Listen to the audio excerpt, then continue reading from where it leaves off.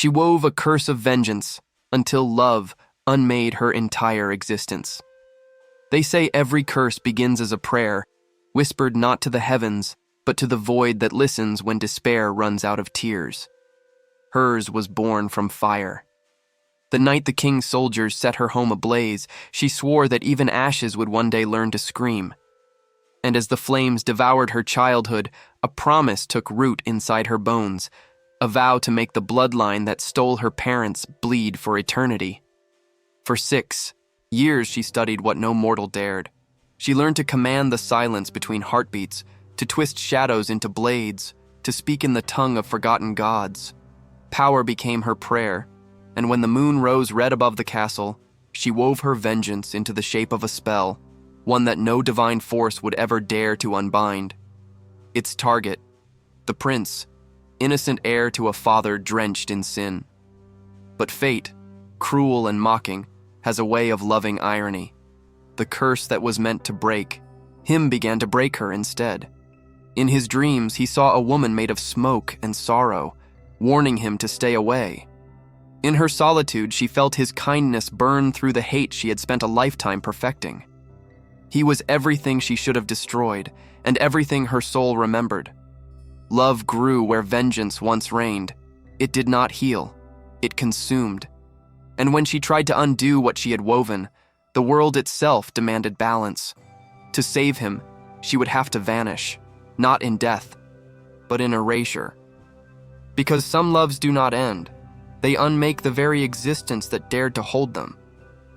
When love is born from the ashes of vengeance, it does not heal the wound. It becomes the flame that keeps it open forever. Some stories are not told to be understood. They are whispered to remind us what it means to feel, to love when we should not, to forgive when the world demands hate. If you have ever carried a love that burned too deeply to forget, you will understand this one. So stay. Let the shadows speak. Let the story unfold. And when it ends, tell me from where in the world you are listening. Want to know where her curse still echoes before we begin? Breathe. Close your eyes if you want. Let the music sink into you and subscribe so you never miss the next story where desire and damnation meet again. Now listen closely, because once this story starts, no one leaves unchanged. The fire that remembered her name. They said the night the king ordered the witch's parents to burn, the flames reached higher than the towers of the castle. The people watched in silence, too afraid to look away, too afraid to help. And somewhere, beyond the screams, a girl watched the world she knew collapse into ash. She did not cry. She memorized the sound of her mother's voice as it vanished in smoke, and the reflection of her father's eyes before the fire swallowed him whole. In that silence, she made her first promise to the world. Not one spoken aloud, but carved into the marrow of her bones. That the royal bloodline would never again sleep peacefully. That the king who took everything from her would one day learn what it meant to lose a soul worth loving. Years passed. The girl became a shadow wandering between the edges of kingdoms. She learned from old spirits and broken priests, from the ghosts that lingered in forgotten ruins. Every night she whispered to the dark, and the dark began to whisper back.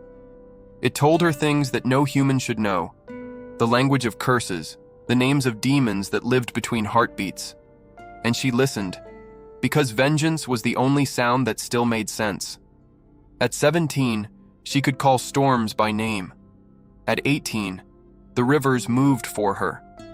And on the eve of her 19th birthday, she stood beneath a crimson moon and felt power bloom beneath her skin like a second heartbeat. That night, she was no longer the orphan the king had spared. She was the storm he had raised without knowing it. She returned to the ruins of her childhood home. Nothing remained but scorched stones and the faint scent of ash that never faded. There, she drew a circle with her own blood, and inside it, the shape of her curse. The spell was not meant to kill. That would have been mercy. It was meant to bind, to make the king's heir carry the weight of every soul his father destroyed, to see through the eyes of the damned until his mind fractured under the sorrow. But the universe, cruel and curious, never delivers vengeance without irony. As she spoke the final words, the wind stilled. Her own reflection in the air shimmered. And for a heartbeat, she saw not the prince, but herself. A mirror of loneliness, of grief too vast to name. The spell took shape anyway, bursting like glass breaking under pressure, and the curse left her body in a wave of light that turned the night red. Somewhere in the castle, far above the sleeping city, a young man woke screaming. He didn't know why. All he remembered was a dream. A girl standing in fire, her eyes filled with sorrow and hate, whispering words he couldn't understand. From that night on, he never slept peacefully again. Each time he closed his eyes, he saw her. Sometimes crying, sometimes silent, sometimes reaching out as if to warn him. He didn't know her name, but her face followed him into every dawn. He tried to forget. He hunted, trained, fought alongside. Knights and advisors, anything to silence the echo of her voice. But the dreams kept returning, and every time they ended the same way. Her face dissolving into ash, her voice fading into the words, "You were never meant to love me." Far away in a forgotten forest, the witch woke with the same pain burning behind her eyes. A tether had formed, invisible, unbreakable. She could feel the prince's heartbeat as if it were her own. And for the first time, vengeance didn't feel like victory. It felt like a wound she had stitched to herself. The curse had worked. The heir of the kingdom now carried the shadow she had woven. But deep inside her, something had gone terribly wrong. Because every time he dreamed of her, she saw through his eyes. Every time he suffered, she felt it. And somewhere in that endless exchange of pain, something unexpected began to bloom. Not mercy, not regret. Something softer, something dangerous. A warmth she hadn't felt since her mother's hands. She hated it. Tried to smother it, but it grew stronger each night. Because sometimes when he dreamed, he whispered to her. Not words of anger, but apologies for things he had never done. And in those moments, the fire inside her no longer remembered vengeance. It remembered love. And that terrified her more than death. The dream door. The first time she stepped into his dream on purpose, the night smelled like rain that hadn't fallen yet. She did not mean to cross. She had learned the contours of nightmares the way sailors learned coastlines, by wrecking against them, by counting the teeth of rocks that tore the hull. But some boundaries thin when someone looks for you without knowing your name. His longing pressed against the veil until it throbbed like a bruise, and curiosity, that treacherous compass, turned her feet toward the ache. She found him in a corridor of moonlight and dust, a ruin she did not recognize and yet knew he'd explored 1,000 times. The walls remembered banners. The floor remembered footsteps. The air remembered music. He stood at the far end with a candle that did not drip. The flame leaned toward her, as if it too wished to see her face. "You shouldn't be here," she said, though it was she who had broken into him. He did not flinch. He held the candle higher, and the light softened the edges of his fear. "I've been here every night," he answered, waiting for, I don't know, for the warning to make sense. She almost smiled at that. The warning. In the first weeks, she had been nothing but a red sign in his sleep, a siren that sang of cliffs. "Run," she had told him. "Don't listen. Don't look." And he had listened the way the tide listens to the shore, briefly, then with devotion to disobedience. "Turn back," she said now, keeping her voice cold. "There is nothing for you in the dark." He stared, and she watched the exact moment recognition sparked without knowledge, how a soul recognizes a shape it has never learned. "There is you," he said. It would have been easier if he were like his father, if cruelty shone from him like armor, if arrogance clattered when he moved. But the only sound was the candle's small hunger, and the gentleness in his eyes cut sharper than any royal blade. She pushed the corridor into fog. The dream obeyed her like a trained hound. Columns blurred, doors drifted. When she turned away, she felt him follow, not with steps, but with attention. Attention is its own touch. She could feel it on the back of her throat like sweet smoke. "Why are you suffering?" he asked. She almost laughed. What an odd question for a prince under a curse to ask his curse. "Because suffering remembers what joy forgot," she said. "Because some debts can't be paid in coin." The candle flickered. He lowered it, as if not to interrogate her with light. "Then let me carry part of it." The dream cracked. She didn't mean to let it. She didn't mean to let anything. But something in those words struck the metal of her resolve the way a smith strikes iron. Sparks, heat, the thread of reshaping. "You already carry it," she whispered, angry at him for making truth sound like mercy. "Go back to your palace. Wake." "I don't want to wake," he said too quickly, and his honesty startled him. He swallowed. "Not if waking means losing you." "He said you the way a pilgrim says water." She tore herself out of the corridor and back into her narrow room in the forest, where dawn argued with mist and lost. The little fire burned low.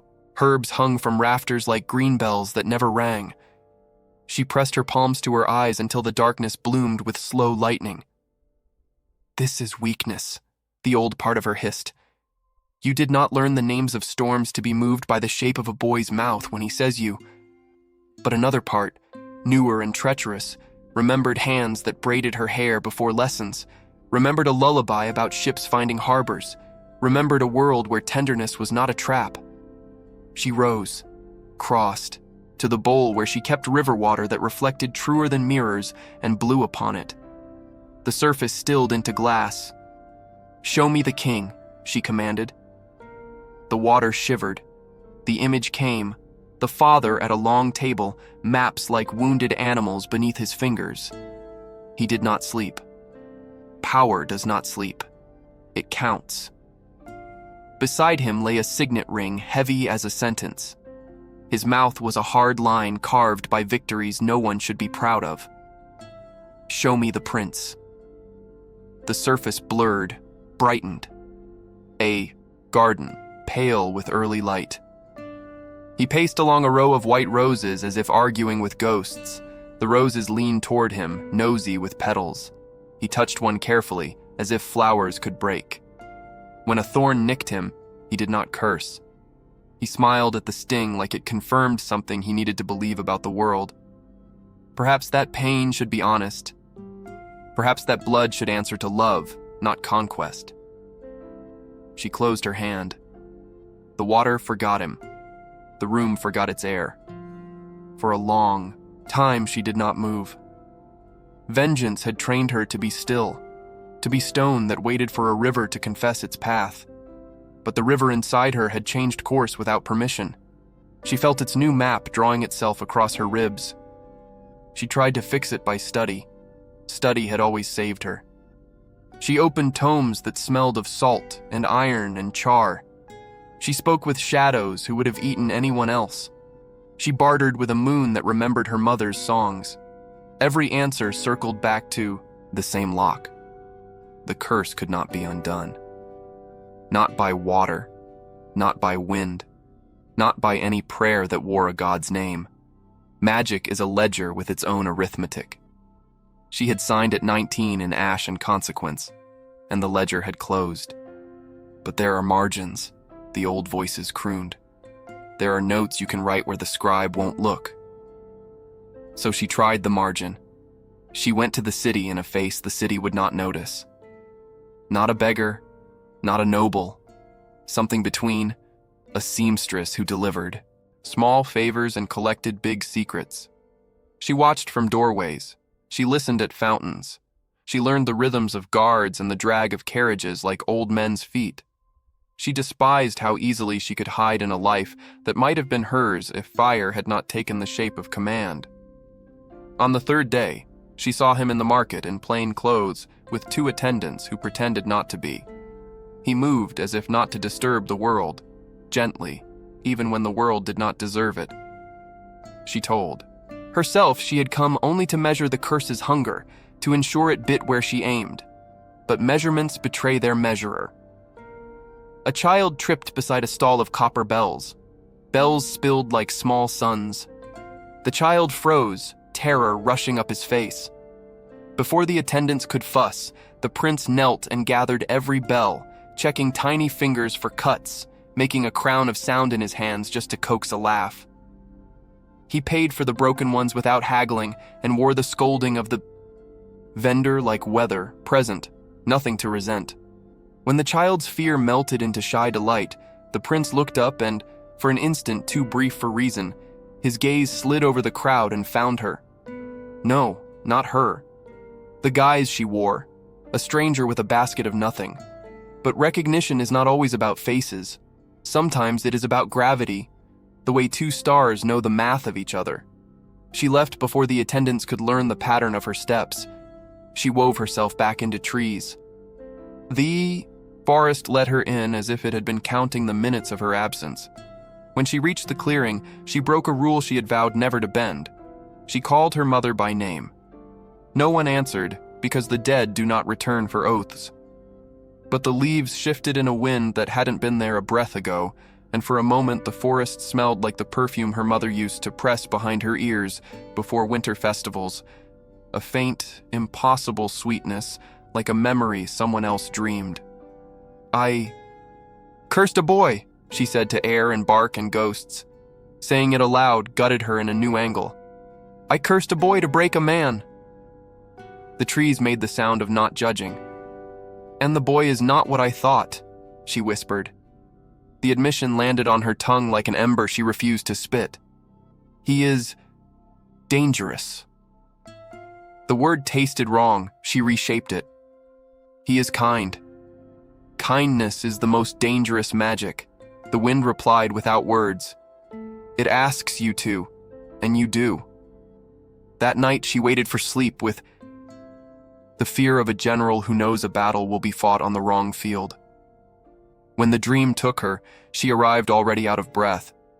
He was there, of course he was there, standing in a chapel whose ceiling had fallen out of its sky. Stars framed broken stone.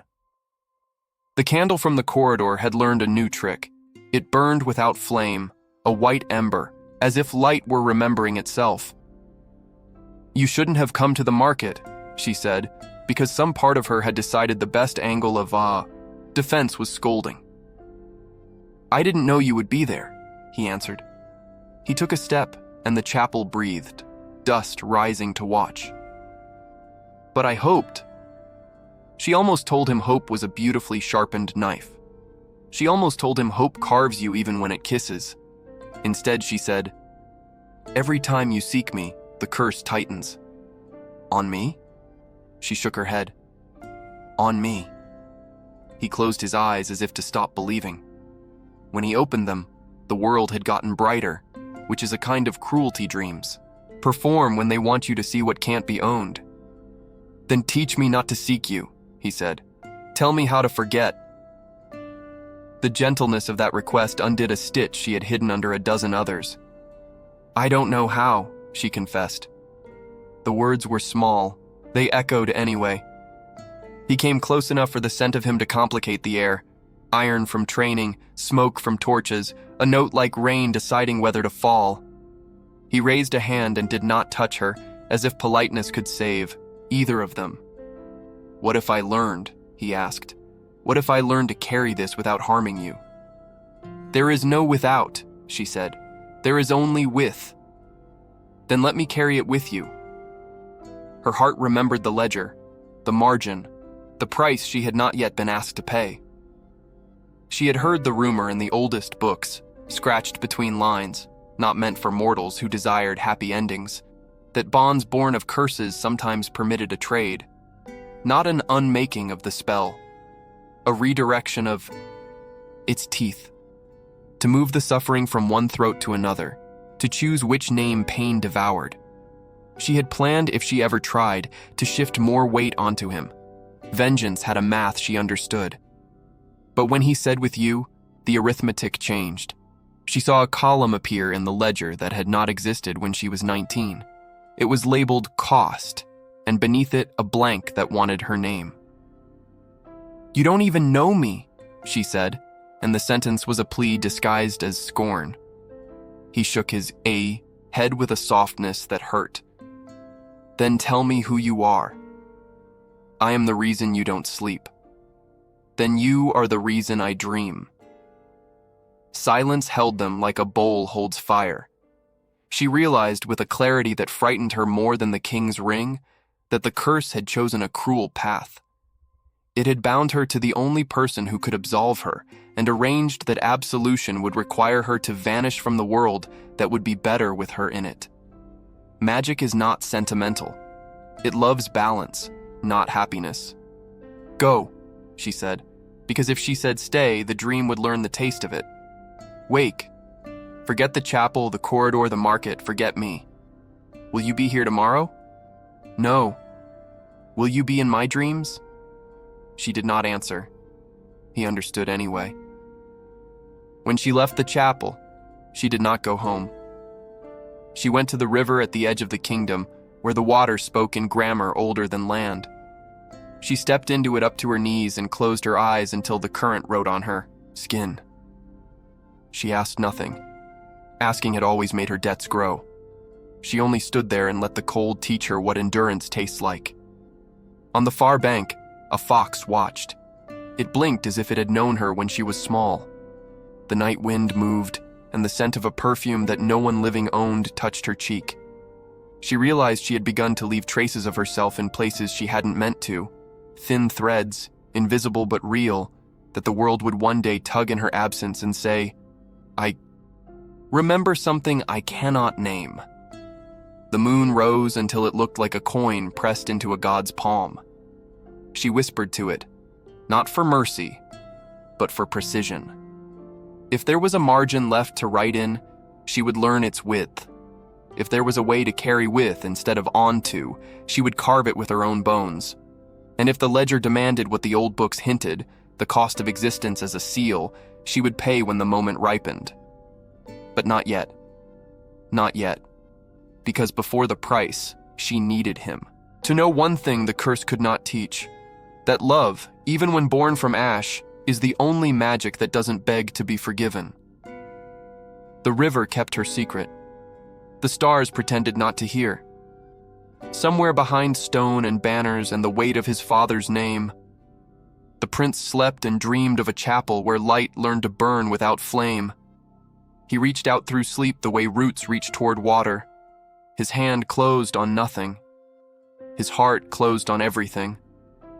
And far away, the girl who had taught the night to keep accounts whispered the first word of a spell that had never been written, a word that meant neither surrender nor victory, but the exact line between them.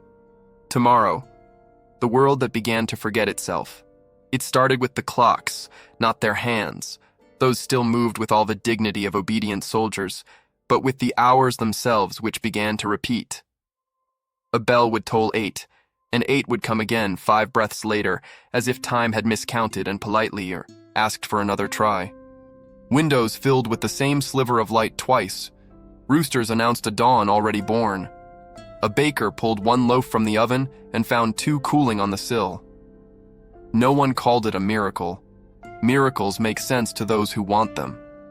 This was something else. A kindness losing its memory. In the garden, white roses opened, and without closing, opened again. The air tasted of water that remembered being snow. Servants walked a corridor and met themselves returning. Laughter arrived before the joke. Names stumbled on tongues and sat down to rest. Far from the palace, in the forest that had learned her heartbeat, the Bruxa stood at the river's edge and watched a fish rise twice to the same fly. The current laid the same ribbon of light over stone, smoothed it away, then laid it again. She did not need omens, she had study. Still, the world was writing to her in a hand that trembled. When sleep came, it came like a door already ajar. She stepped into the dream, and found the Principe waiting in a place that used to be a library. Shelves remembered spines, dust remembered letters, Here and there, books had become the idea of books, their pages white as if the story had been carefully erased and the paper left grateful for the release. "You came back," he said. Not a question, as if returning were a law she could not break. "Dreams make poor laws," she answered, and hated how gentle the echo made her voice. He stood by a table whose wood had forgotten its tree. His hands were empty, and he held that emptiness with the grace of habit. "Something is wrong with the days," he said. "My tutor swore I repeated a lesson I did not yet learn. A squire greeted me twice with the same sentence, same smile, same scratch on his cheek. I laughed the same laugh to be kind, and it felt like wearing a mask over a mask." "It will pass," she lied. He tilted his head. "When you lie, the air sounds different. Then do not ask it to sing for you." He smiled, not triumph, not reproach, only the small wonder of finding a rule in a land he did not know he'd entered. "If I cannot ask the air," he said, "I will ask you." She looked at the shelves, their whiteness soft as surrendered snow. "Some bindings loosen when two threads pull toward each other," she said, choosing words as if the wrong ones might break the floor. "A curse is a knot tied into the world. Our meetings tug. Knots do not love to be tugged. Then we should stop." The sentence behaved like a chisel in her chest. She had shaped herself into iron for so long that feeling stone crack surprised her. "We should," she agreed. He took a step closer, as if moving his body might argue with his mouth. "But will we?" She did not answer, and silence, a patient animal, came to sit between them. He reached for a book that did not remember its name. His fingers brushed its blankness as one touches a forehead to learn a fever. "When I was a boy," he said, "my mother told me stories of saints who prayed so fiercely that bread turned to roses. I asked her if the roses fed the hungry. She said no. I asked her what good the miracle was then. She said perhaps it fed a different hunger." He paused, eyes on the place where words should be. "I did not understand until now." "What hunger?" she asked, though she already knew. "To believe we are seen by something larger than our days." He looked at her in a way that made the library brighter and crueler. "You do that to my life." She pretended the white pages demanded her attention. "Miracles are expensive." "I'm a prince," he said lightly, and the laugh he offered himself did not spend. "I am used to paying." "Not with coin," she said, "with consequence." The dream's ceiling exhaled, and dust dropped like pale rain. A book gave in and became light. Somewhere beyond sleep, a clock tried 8 again. That afternoon, if the word still meant a shape of light, the king summoned him to the council chamber. Maps lay like skinned animals, history stripped to muscle. The king's ring made a hollow sound when it met the wood. It sounded like a temple forgetting its chants. "You are tired," the king observed, voice the color of iron. "I dream often," the prince said, arranging his face into respectable truth. "Dream less," came the counsel, as if sleep obeyed orders. The king's gaze slid over him, measuring for armor. "Men who dream too much begin to pity enemies and mistake weakness for mercy." The prince heard the lesson, housed inside the insult, and thought of a woman made of smoke and sorrow who made his life make sense. "Some mercies are wise," he said. The king's mouth did something that, on another face, might have been a smile. "Wise men do not pray to be loved."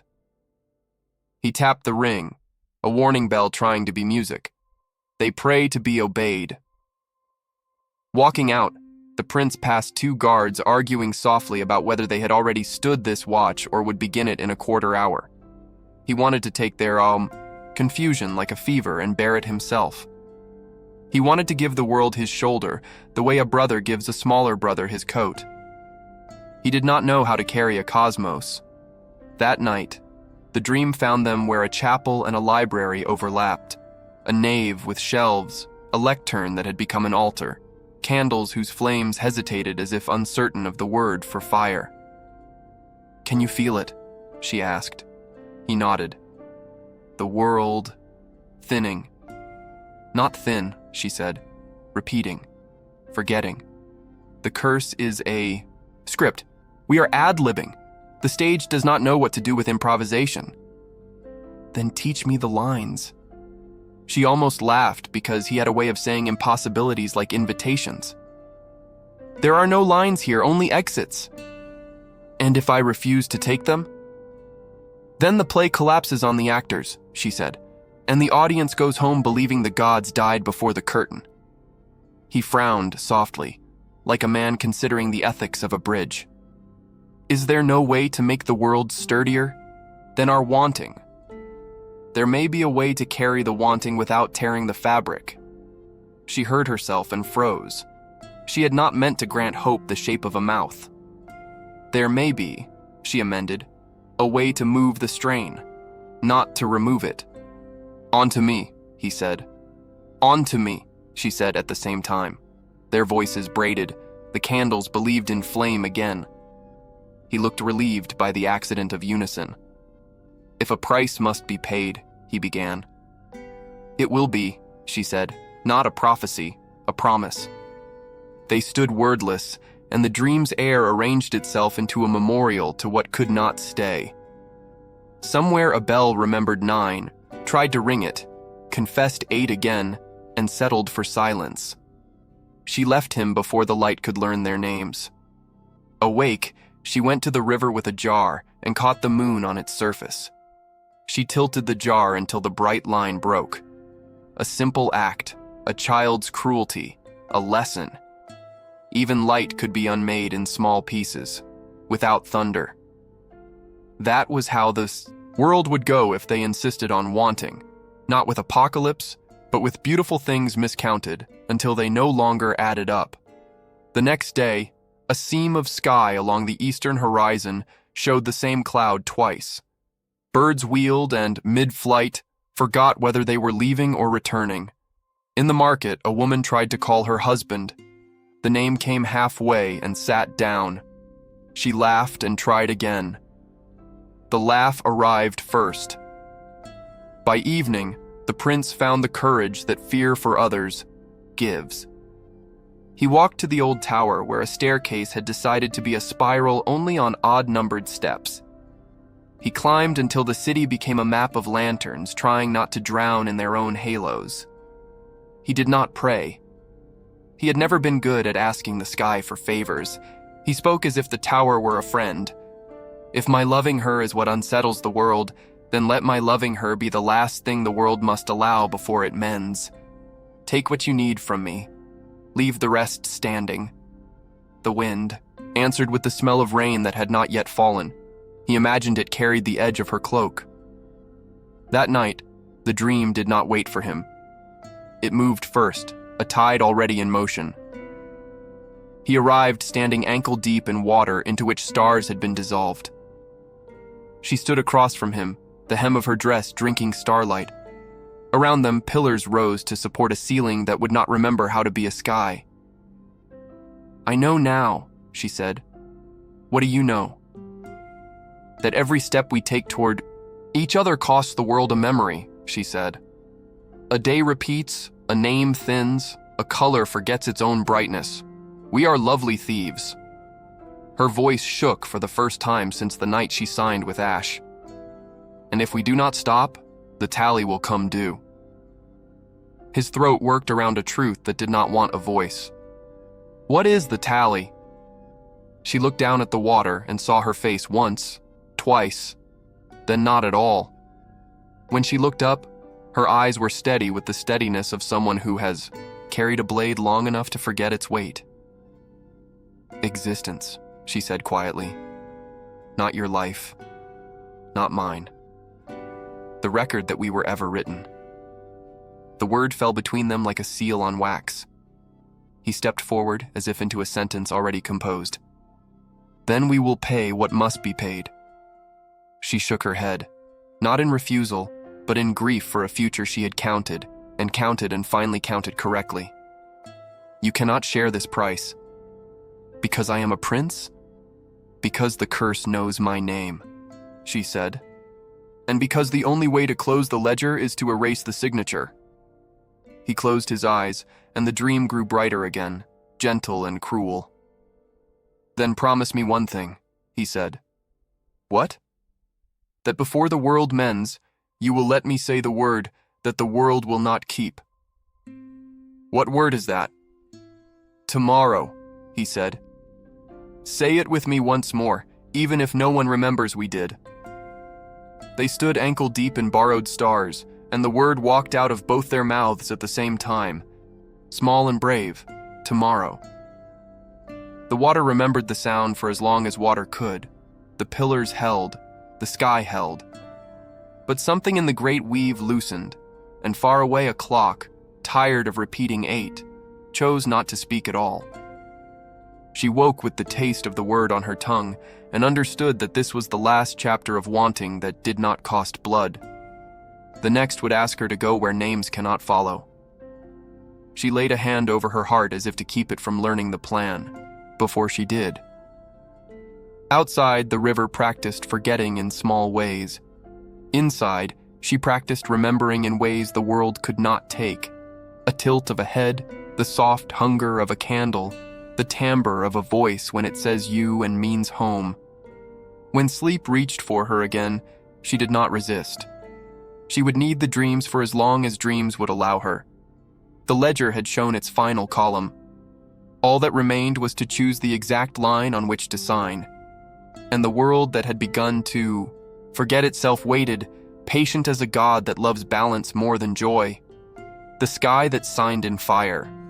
The first crack in the world sounded like a prayer swallowed mid-word.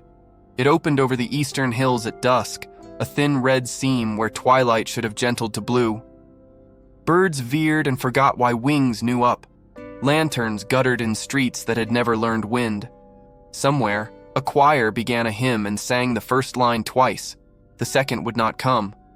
People blamed fatigue, or wine, or... The way grief can feel like weather, but grief does not crease the sky. Magic does.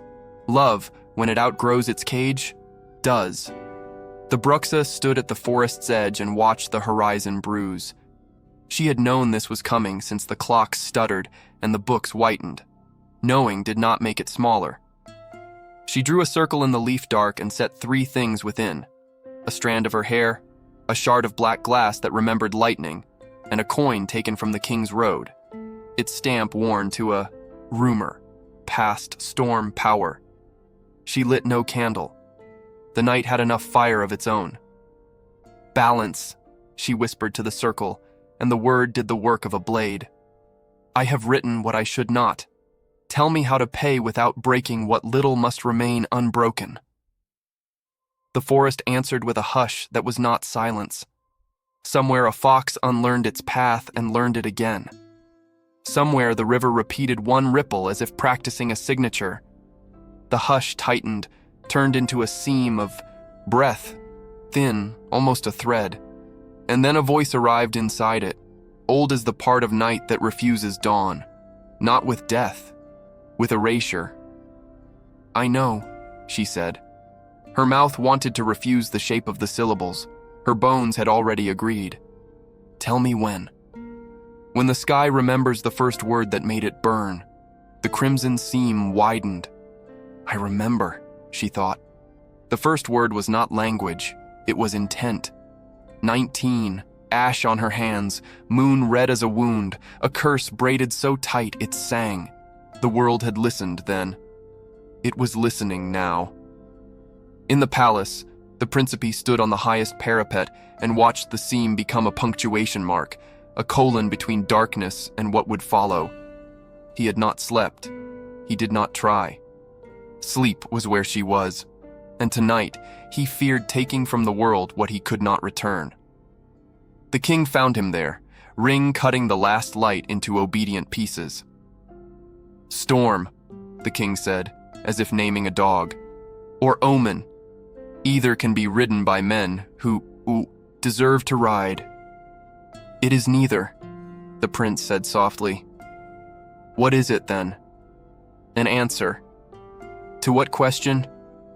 He thought of a chapel with shelves, a library with candles, water with stars dissolved into it, and a woman who had taught him the ethics of width and the arithmetic of cost. To the one we should have asked before we learned to win.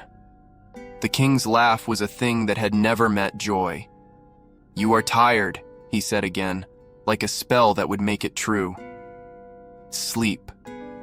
I will, the prince lied and went not to his bed but to the old tower where stones kept the confessions of men who had argued with themselves. He knelt. He did not pray for victory. He prayed for precision. If the world needs what I am, he said, take it. If it needs what I love, teach me how to love without undoing what made her possible. The wind brought him the faintest ghost of perfume, impossible and familiar, like a memory found in a pocket you had not worn since childhood. He closed his eyes and saw the word tomorrow float up, small as a candle, brave as a bridge. Night came on like a witness who would not sign and would not leave. The seam in the sky thickened, reddened, brightened until it was its own moon. The Bruxa walked out of the trees and into a field that remembered crops and now held only the geometry of frost. She drew a second circle there, larger than any she had ever drawn, big enough to stand inside and still be lonely. Around its edge she set 9 tokens. A bell that had rung, wrong. A page without ink, a lump of salt that had not learned to melt, a feather that had circled the same sky twice, a key with no door, a shard of mirror that forgot faces, a thread that tied itself, a coin no one could spend, and a sprig of rosemary that smelled like winter festivals no one would recall. Ruin repeated, memory untaught. She stepped into the circle and called not gods, but the ledger. It arrived the way ice arrives on a river, quiet, definite, and afterward. I have bound what should not have been bound, she said without sound. I have tugged the knot with wanting. I have taken from the world its count. I will pay. Teach me how to sign where the book will close. The ledger spoke in the language that is not heard so much as obeyed. You will go where names do not hold. You will become the absence that balance requires. You will leave no mark that can be read. And him? The question left her before she could dress it in bravery. Will he live? He will live. Will he remember? The ledger softened, which is to say it paused before the knife. He will remember the ache a name makes when it is almost spoken. He will remember that love is real because it hurts, even when it has no object. He will not remember you. The circle became colder than Winter's logic. She nodded. A choice is easier to carry when it has the weight of law. The dream found them before either chose sleep. Perhaps the world wanted a witness. Perhaps mercy wears the mask of habit. The fee, library chapel waited with its patient candles and its books that had settled on blankness the way lakes settle on ice. It's time, she said. He did not ask for what. He had always been quick to understand where words should not go. Tell me how to stand. I would not like to do the wrong kind of brave. She almost smiled. Stand like a man who is loved. It is the only posture the world does not know how to punish. The chapel listened. Candles leaned in. Somewhere a bell tried 9 and managed it. Will there be pain? He asked. Yes, she said. But it will be honest. Will there be light? Yes. But it will not be ours. He nodded. Then tell me what to say. Say nothing that begins with keep, she said. Say nothing that ends with forever. Those words argue with balance. What may I say? One word, she said. The only word the world cannot confiscate because it belongs to no one. He closed his eyes. Tomorrow. She answered with the same small courage. Tomorrow. The seam in. The sky tore like cloth. Fire did not fall. It wrote. Lines, sigils, equations of red light spilled through darkness and arranged themselves above the field where she had set the 9 tokens. The shapes were not human and were not cruel. They were correct. The ledger had opened to the page she had called, and the world's pen had been dipped in evening. "Do you need me there?" he asked, and his voice had the steadiness of men who have learned to hold fear without handing it to others. "I need you. Here?" she said, touching her forehead to his as if to sign him with her last warmth. "So that there is a witness in whom the world will leave the shape of this, even when it takes the name." He did not kiss her. Some kindnesses are larger than mouths. He took her hands and held them as if offering her back to herself. "Listen," she said, and taught him the silence inside the syllables of her true name, the name the curse had eaten, the name even she barely remembered. He repeated the silence, perfectly. The candles flickered, and for one heartbeat every book remembered its words and then let them go. Perhaps that is what mercy does at the end, returns once to kiss the forehead of what it must leave. She walked out of the dream and into the field. The air smelled of iron and apples, and a storm that had not yet chosen its country. The 9 tokens vibrated as if plucked by a string no ear could hear. The seam above became a circle, then a ring, then an eye. The red light poured down, and did not burn. It weighed. She lifted her hands and spoke the grammar that unbinds. Not the grammar of forgiveness. Forgiveness belongs to the living, to the ones who will need to speak of what happened later. This was the grammar of closing a book no one will read again because the story cannot be told without tearing the page it is written on. She gave the ledger her name, not to keep, to cancel. The first token, bell, stilled. The second, page, accepted a single dot and swallowed it. Black. Third, salt, dissolved without water. Rosemary released its winter and kept only green. The thread untied itself and lay like a line beneath a signature. The coin thinned to light. The key sighed and admitted it had never belonged to a door. The mirror became sky, then nothing. The feather forgot sky and remembered wind. 8 answers. 1 left. She took the shard of black glass that had remembered lightning. "Return this," she said to the world, "to where it was first broken." The shard rose. The ring of fire above her narrowed until it was a mouth saying yes. The air at the edge of the field thickened. Figures arrived, not bodies, not ghosts, but the pressure that falls on a room when truth walks in. Balance does not need witnesses, and yet it brings them. Perhaps so that mercy has eyes when it wants them. The pressure stood around the circle and waited. The prince came across the frost, breath like small banners. He should not have been able to find her. The world should have miscounted the path. Perhaps the ledger had made an exception for a man who had learned how to hold fear. He stopped at the circle's line. "Tell me where to stand." "Outside," she said, and the word did not tremble. "This part is mine." He nodded as if she had asked him to live, which she had. "Then, may I ask one thing? If it does not begin with keep." "It does not," he said, and in his smile was the kind of bravery she had wanted to spare the world. "It begins with say. Say it. Say you were loved," he said, "so that even when there is no record, the truth has once been spoken to the sky." She lifted her chin and let the seams red weigh her face.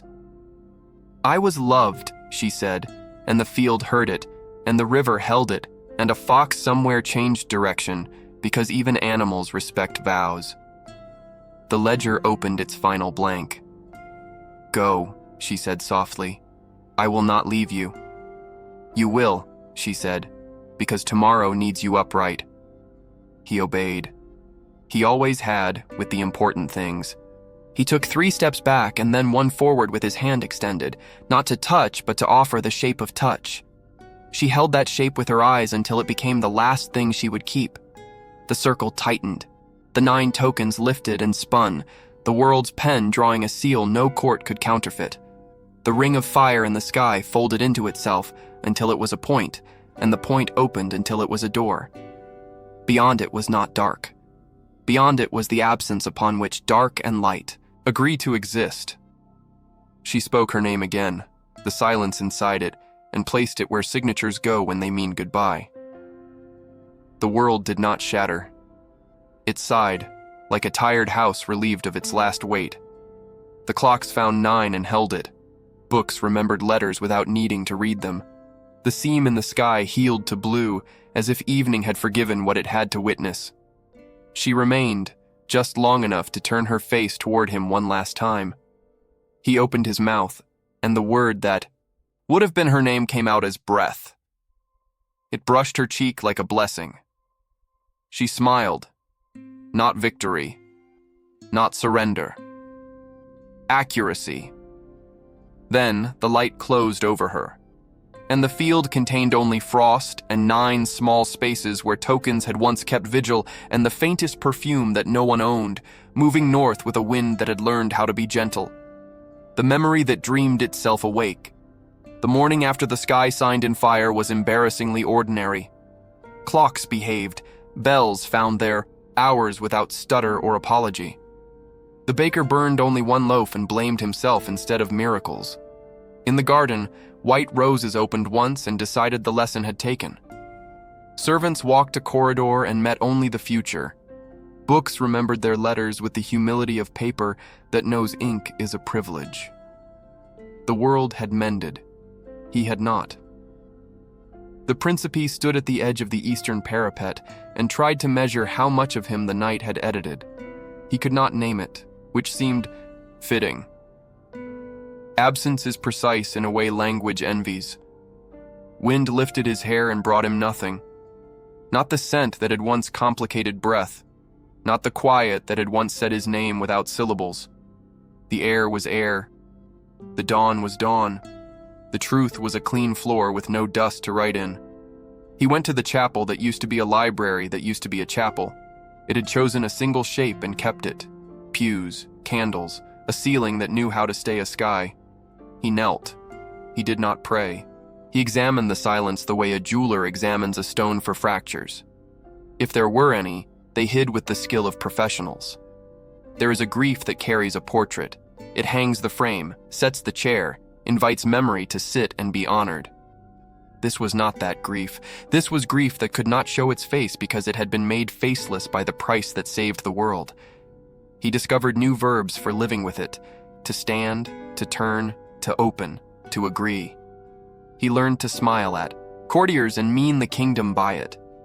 He learned to sleep when sleep came and forgive it when it didn't. He learned, when conversation wandered to the subject of love, to fold his hands in a way that looked thoughtful instead of empty. Weeks became the kind of months that do not brag about themselves. Leaves changed with appropriate ceremony. The river kept to its channel as if proud of its discipline. In the market, the child who had dropped the bells now chased dogs and, failing, laughed like, forgiveness. The prince walked among people who called him by the name that belonged to his crown and tried not to begrudge the fairness of balance. He failed sometimes, and balance forgave him with the indifference that makes forgiveness seem holy. On an evening that did not announce itself, he found his way to the old tower where stones had kept the confessions of men who mistook power for height. He climbed until the city became a map of small promises. He spoke aloud without choosing a listener. "I am whole," he said, as if practice could turn it true. The word rang, accurate and wrong. He tried again. "I am grateful." That one held better. Gratitude is not a rival to ache. It is its gentlest chair. He went down and let the night arrange him for sleep. The dream that came was not the chapel, not the library, not the water with stars dissolved into it. It was a corridor of nothing, clean as a healed scar. He woke feeling as if the world had nodded at him from a polite distance. Days later, he crossed the garden and paused at the row of white roses. A thorn nicked him. He did not smile at the sting this time. He put his thumb in his mouth like a child and tasted iron, and the taste brought him a specific sadness he could not catalog. The gardener, old, competent, grateful for work that made the world obvious, offered a cloth. The prince thanked him and stood long enough that gratitude turned to embarrassment, and then to a quiet he could carry away. He visited the river. It was behaving beautifully. He took off his boots and stood in the shallows up to his ankles, as if to audition for a memory not auditioning for him. The cold made his bones speak in crisp sentences. He said nothing back. When he stepped out, he swore the water had whispered a syllable, but perhaps it had been the impatience of reeds. He went home wet and did not bother to explain why. The king watched all of this with the suspicion of men who have survived themselves by biting first. "You wear the crown as if it weighed the right amount," the king said one afternoon, which was almost praise. "I am learning its arithmetic," the prince replied. "Good. Arithmetic does not abandon its principles for poetry." "Sometimes it should," the prince said softly. The king pretended not to hear the treason, in the hope that truth might one day make of a boy a weapon. He changed the subject to borders, to harvests, to alliances that required handshakes uglier than treaties. The prince listened with the attention of men who know attention is a kind of shield. He agreed to what would keep people fed. He disagreed with what would starve them and, when pressed, found words that translated mercy into policy. The court called it cleverness. He knew it was devotion paid to a ghost he could not name.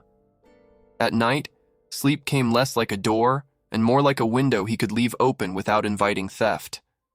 He dreamed of ordinary kindnesses, a woman sharing bread with a man who had failed at fishing, a boy teaching his father to whistle, rain arriving on time. Sometimes, without reason, he woke with a single tear. He wiped it away and apologized to no one. The apology felt correct. One winter morning, snow tried on the city and decided it liked the fit. The prince went out before others had made their arguments in footprints. He walked to the field where a year ago the geometry of frost had held a circle large enough to be lonely. It was only a field now. He stood and tried to imagine what emptiness would look like if you could photograph it. Snow softened the thought. A fox crossed far to the north and did not notice him, or did and chose dignity over greeting. He envied the animal its uncomplicated sentences. He envied even its hunger, which would be resolved by work and luck, not by a ledger that refused nouns. He said a word aloud to test it. It was not a name. It had never been a name. It was a promise he had once believed in because someone had held it at his lips like a cup. "Tomorrow," he said, and the snow carried the sound a little way and then filed it under weather. He grew older the way decent men do, by adding instead of subtracting. He added laws that made cruelty less profitable. He added festivals that reminded people that survival deserved joy. He added rooms to the palace that admitted light the old architects had mistrusted. He added sleep when he could, and apologized to it when he could not. He added patience to places where his father had installed fear. He married because kingdoms are not poems. He was kind to the woman who stood beside him at ceremonies and warmed the bed with an affection that refused to pretend to be thunder.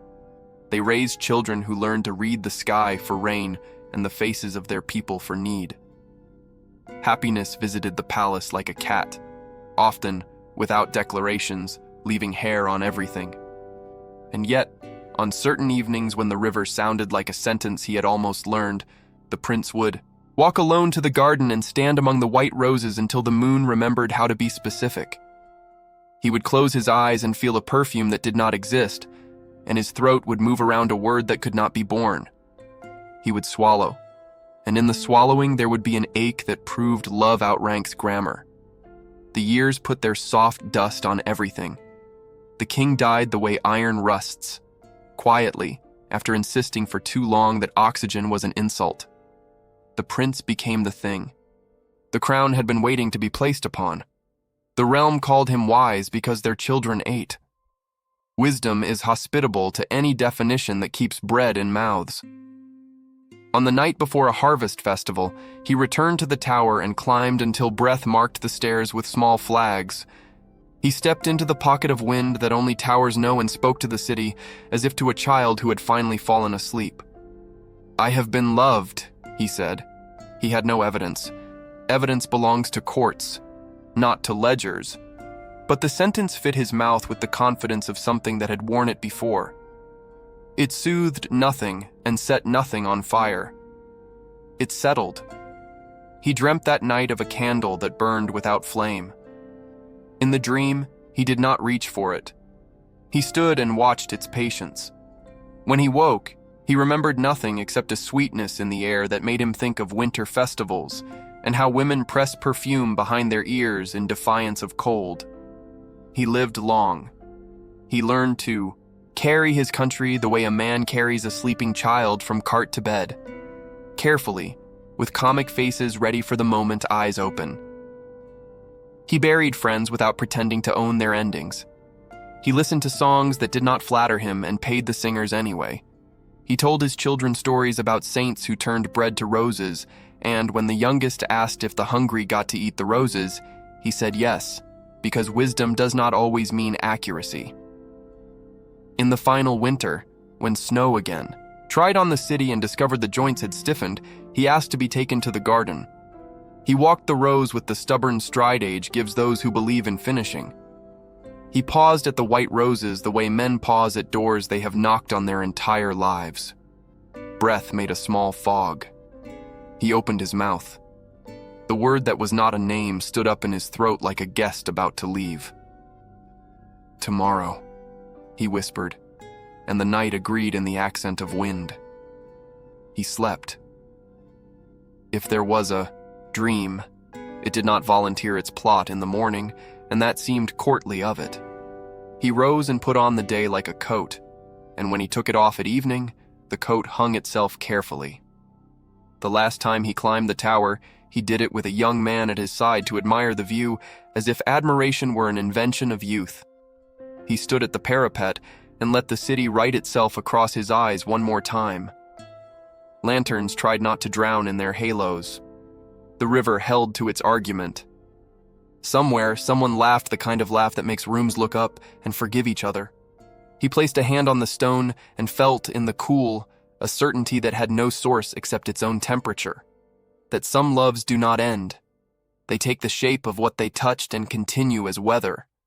Not mercy, not miracle. Weather. He said nothing to the young man about it. He simply stood until standing turned to sitting turned to a kind of rest that forgot to be a pose. When the wind changed, it brought a perfume that no one owned. He did not turn. He did not reach. He let the air do the remembering. Night arrived. He slept without requesting a story from sleep. In that sleep, a corridor opened. It was empty, honest, clean, the healed scar again. He walked it without hurry and came upon a door that had never been there because it had never needed to be. He raised a hand, not to knock, to feel the grain. The wood felt like calm. On the other side, nothing waited. Nothing is not a lack. It is the respect the world pays what it cannot hold. He rested his forehead against the door and did not ask for it to open. He whispered a sentence he had always wished to hear from another mouth, and decided that saying it for her was a decent kind of symmetry. "You were never meant to love me," he said. The door did not open. The corridor did not brighten. The world did not bend.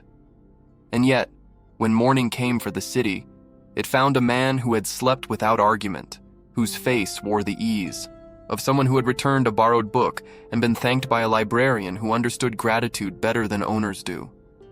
He lived a little longer, and then died the way a strong lamp dies, after lighting a late page, with no fuss.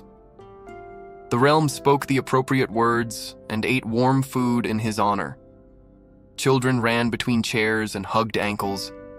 The river delivered what it had promised. The garden chose a new arrangement of roses. Sometimes, in the first breath after dusk, when the wind moves, North, and no one is thinking of perfume. A sweetness touches the city and departs. People smile the way one smiles after hearing a line of a song forgotten since childhood. No one names it. Balance prefers it that way. The world, which had mended, kept mending. And in the quiet inside the word that saved them, a memory dreamed itself awake and politely did not introduce itself.